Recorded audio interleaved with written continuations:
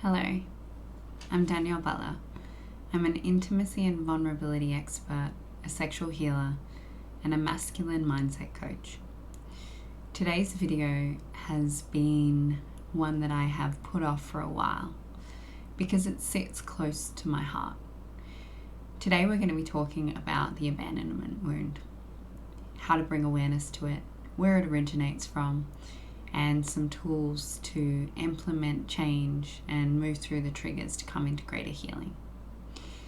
The abandonment wound for me is the wounding that spirals me into suicidal moments.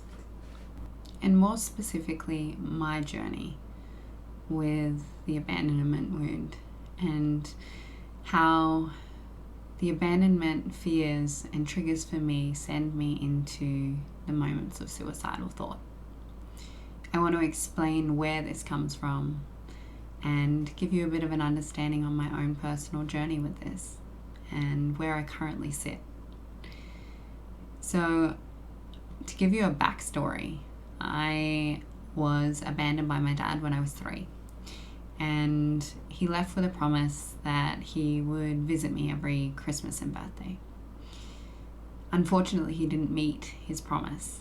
And so a wound was created for me where I didn't trust that people wouldn't leave. And I wouldn't trust that people would say what they're going to say. And it left me feeling alone and isolated every single birthday and Christmas. I felt not enough. And I felt as though I had to search outside of myself for love. This is something that I did for years and years. I searched for love in all the wrong places, and I had people either emotionally abandon me or physically abandon me, and it perpetuated that wound even further. That wounding for me kept me in unhealthy and toxic relationships. Because of my anxious attachment style, I wanted to meet my needs through others. And it's taken a lot of healing, self-awareness, and understanding of psychology and childhood wounding to get to a point where I'm aware of what pulls me into that space, but also have the tools and strategies and self-soothing mechanisms so that I can pull myself out of a fight, flight, freeze response and come into a space of self-love and self-compassion and kindness, where I can meet my own needs because I'm no longer at threat of survival. People with an abandonment wound find this a really challenging core wound to reprogram. And the main reason for that is they're constantly in a thought of seeking approval and validation outside of themselves. They're so attached to their unmet needs that they focus on getting those needs met from outside of themselves in people, situations, and things.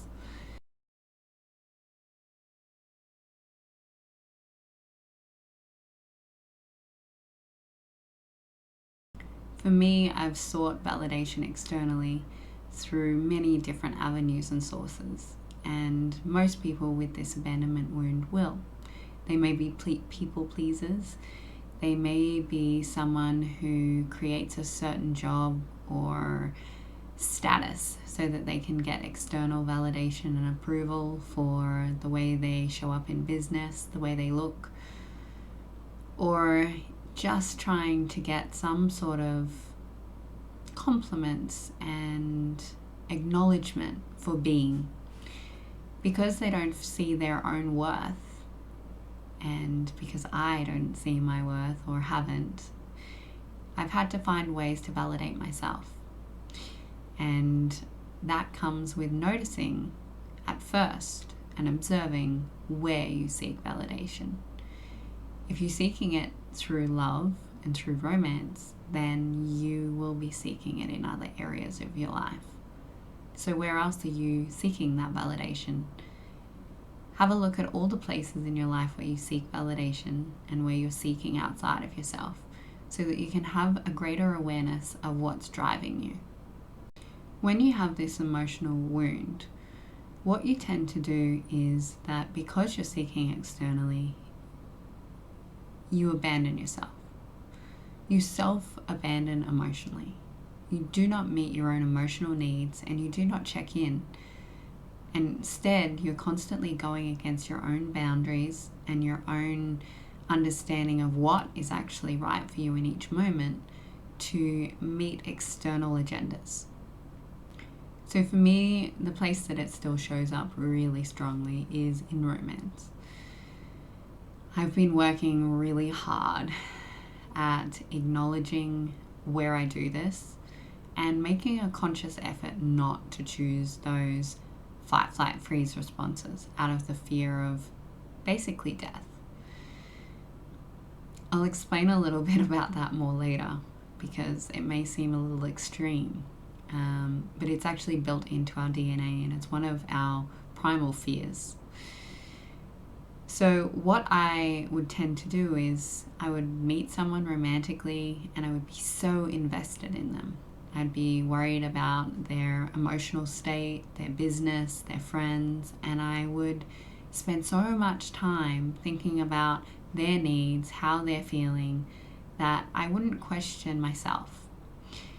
What had happened literally was I'd taken my energy from inside of myself and put it in their energetic field or in their reality, and I'd completely abandoned my being. There was no one here to live in my reality. There was no one here to run my body. And what happens when that takes place is usually the things around you fall to pieces. Firstly, I want to talk about the misunderstanding that an abandonment wound comes from being an abandoned child. It's not just from losing a parent to death or adoption or having one parent completely leave your life. Abandonment wounds can come from a narcissistic parent that doesn't meet your emotional needs. It can come from unstable families, so parents that are really warm and then really cold, or parents that were loving and nurturing, but because they had their own work needs and family morals, that they haven't been there. And what happens to the child's mind is the child has only got an option to see either their parent as the issue or themselves as the issue. So what it creates is that a child doesn't have the ability to see their parent as the problem. They don't have the ability to see reality clearly, because if they do and they see that, then it makes their reality too unsafe and too insecure. So instead, they start to see themselves as the problem. I'm not good enough. I'm not worthy. I'm all alone. No one stays. And the story is created. And then because our childhood experiences are formed through repetition, we all have patterns of behaviour. So those certain behaviours were then reprogrammed into our subconscious mind. And there is an emotional attachment to the thought. As soon as you think, I'm not good enough, your body contracts, your heart closes, and you feel a level of density or coldness, maybe emptiness. These feelings are what get locked in your cells. These are what get locked in your sympathetic nervous system. And these are what get triggered. So when you go into an emotional trigger, you're not only being emotionally triggered by the current situation, but you're being triggered into a lifelong pattern of pain and suffering. So because the child's mind hasn't experienced that, they don't have tools to cope with, the emotions come up, the thoughts come up, and the level of trust, I'm all alone, no one hears me, no one sees me, no one cares about me, I'm unlovable, and the level of contraction in the body, that stores into the body. The subconscious mind has a great way of putting something into a container to compartmentalize it, which means that it's all placed into one place within the mind and it's all clumped together. So when we are triggered into a thought that may bring up one of those feelings, and it might be something so minor that your conscious mind can rationalize, all of these feelings come up, and they come up strong and hard because it's a lifetime worth of undealt, suppressed emotion, because the child didn't have tools to self-soothe. Abandonment for a child is literally the fear of death. If we are abandoned by our parents, then we quite literally will die. We depend on their survival. There is nothing that we, in that state of being babies, can do to provide for ourselves. So what's really important is to see that it's no longer about survival. It's no longer life and death. It's actually an emotional abandonment, and it's painful. But what you can do is see that it's just your emotional needs that need nurturing, and that you are safe and secure in each moment. So for me, I've had many trauma responses, and they could be from dating someone new and I didn't hear them text me for a day, that I start to go into a thought process. I start to feel not enough. I start to think that they never liked me, or they're not going to talk to me. I start to think that I should just run away and not let them back in, or I create some sort of a story. Maybe it's that I can't open my heart again to the possibility of being hurt and lost. But what that is a story, and how that story reacts in the body for me is a tight chest, contraction. I literally feel like the words are choking in my throat. My stomach feels sick, and I feel a sense of anxiety. I feel like a sense of helplessness, aloneness, and emptiness.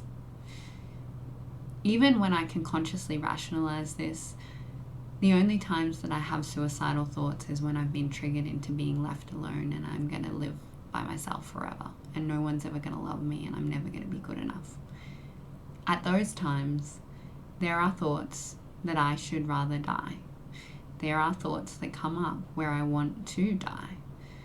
And that's purely linked to the understanding that when we feel like we're going to be abandoned, when we feel like we're going to be abandoned, then we will die.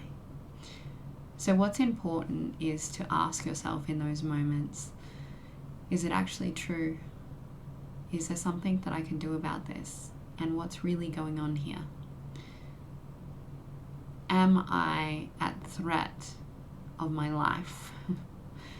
And really consciously sit with yourself and understand that it's okay if you can't self-soothe yourself at first.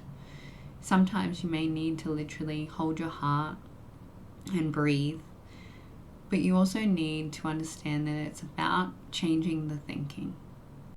A trauma response doesn't just go away. It's a neural pathway that's on repeat. So if you don't address the subconscious thought and reprogram it with repetition and emotion or feeling, then breathwork or other spiritual practices will just bypass that trigger and it will pop up again and again and again, because that is a pathway that runs in the brain. And unless we address the root cause of that, it will continue to show up. And that means looking at where it's come from and understanding at a deeper level. Feeling abandoned, alone, or rejected is built into somebody's personality. They're hardwired that way. It's a part of who they are and it's secondary to them. So little things can create a very strong traumatic response. So if you have somebody in your life, or this is you, have compassion and understanding that this is going to be very sensitive until you work through and have more awareness on it. Some triggers some people may experience is a friend cancels on lunch or coffee for you, your partner says they need space, you have no text response within a certain amount of time frame. Maybe your partner goes on holidays or your family go on holidays and you don't have the communication level to feel worthy or needed or loved. It may be the silent treatment. It could also be being ghosted. There are many different ways that someone can go into a very strong childhood response that is going to be quite debilitating initially. Of course, the conscious mind can rationalize this and analyze this and look at where it came from and why it was there. But the emotional body will hold on to that until it's felt and it's moved through into a more positive energy. This is done through repetition and finding a lighter energy. So self-soothing and speaking to yourself in a more kinder way, and using different techniques that can shift the dense, heavy, closed energy into an openness and into your heart and into compassion and understanding and love. When you're triggered, there is a spilling of emotions. You may feel anxiety, you might feel numb, you might feel hot, sick, nauseous, you might feel closed in your chest. And all of these are going to be overwhelming. They might be so overwhelming that you have an anxiety attack, that you shut down, go into an addictive behaviour, want to run away, or reject and close off the person and push them out of your life. Because we have the awareness that somebody with an abandonment wound looks for their needs to be met externally, when they're triggered into these emotional responses, they may act irrational. They may call a million times. They may be obsessive. Their codependency behaviors come out very strongly, and they become quite needy and clingy. And instead of bringing people closer to them, this often pushes people away. So because when somebody is in a space of being triggered into this very deep wounding, we have to understand that they are pulling and seeking for their needs and their fear and their survival to be met through an outside source. It's key to understand that it's not about survival, it's emotional. And you have to start to understand you can meet your own emotional needs and they don't come from others. This means having a look at where some of your needs and emotional love or emotional desires weren't met in childhood. What exactly was it that you weren't given, that you need to start giving to yourself, that you need to start providing to yourself? Was it confirmation? Was it validation? Was it encouragement? Was it just the words, I love you? Was it, I'm here? Some of those statements and different things that you'll start to see when you reflect back into the shadows of your past will give you the exact answers to what your subconscious mind is looking for now to be healed. One of the things to heal this pattern is understanding what it is and how you usually respond. If you withdraw, then you need to lean in. You need to do the opposite of what you've always done. If you text excessively and become a little bit overbearing for others, then you need to start to bring your energy back into yourself and communicate to yourself. Plead with yourself. Have the curiosity and the understanding to give back to yourself. Instead of trying to convince someone else why they should be in your life, see why you are there for yourself. Start saying those things to yourself. It's not about the other person. So what we need to do is actually the opposite of what we've always done. And that can be really, really challenging because it takes a conscious effort to do something completely different with an observation and checking in at where you are, slowing down, feeling into what you're being in each moment, and allowing yourself to sit in it for a moment in the discomfort, in the pain, and seeing what your needs are in that moment. What do you need in that moment? For me, when I go into a trigger like that, what I need from a partner is to understand that it's very deep wounding.